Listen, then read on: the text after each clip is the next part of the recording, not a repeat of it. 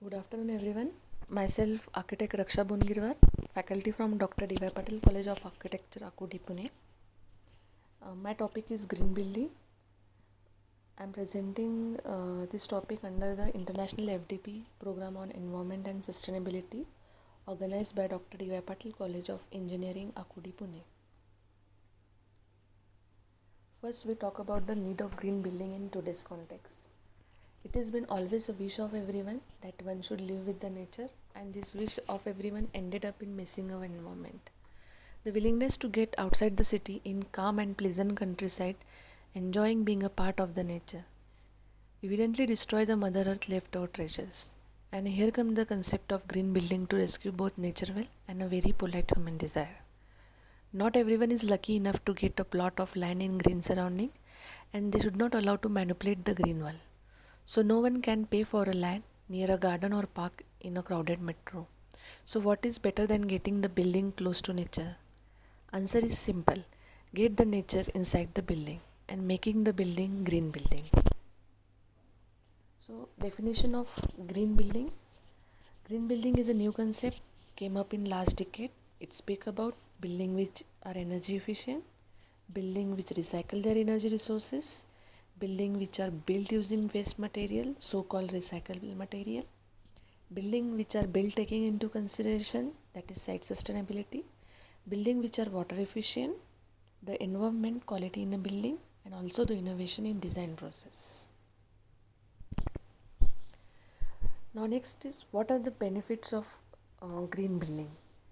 It gives 4 types of benefit. First is environmental benefits, next ecological benefit, healthy and safety benefit, and community benefit. In environmental benefit, it reduces the impact of natural resources consumption. In ecological benefit, it improves the bottom line. In health and safety benefit, it enhances the occupant comfort and health. In community benefit, minimize the strain on local infrastructure and improve the quality of life. In this slide, we will see the energy utilization worldwide. So total energy consumption in worldwide, for transportation it is 15%, for industry it is 20%, for building is 40%, for telecommunication is 7%, and for miscellaneous it is, for agriculture it is 12%, for miscellaneous is 6%.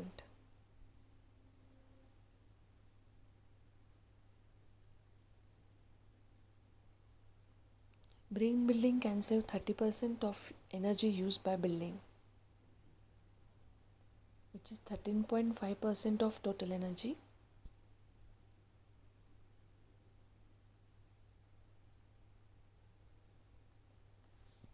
Now the next is energy concern in environmental impact of building in India. 65.2% of total Indian electricity consumption for commercial and residential design. More than 36% of total India primary energy use. 30% of total India greenhouse gas emission. 136 million ton of construction and demolition waste in the India. It is approximately 1.54 kg per person per day. 21% of potable water in the India. And 40%, this is 3 billion ton annually of raw material used globally. So what is in green building design process? Newly competitive energy market is making the efficient use of energy an important cost consideration. Green building are about improving energy efficiency, ecological performance, and workplace environment, all important component in a more sustainable future. Green buildings integrate environment and social consideration with the functional and economic requirement of buildings. They may incorporate some or all of the following features. The first feature is design. The design of the green should be integrated and holistic approach is taken to optimization of architectural, structural and building service performance.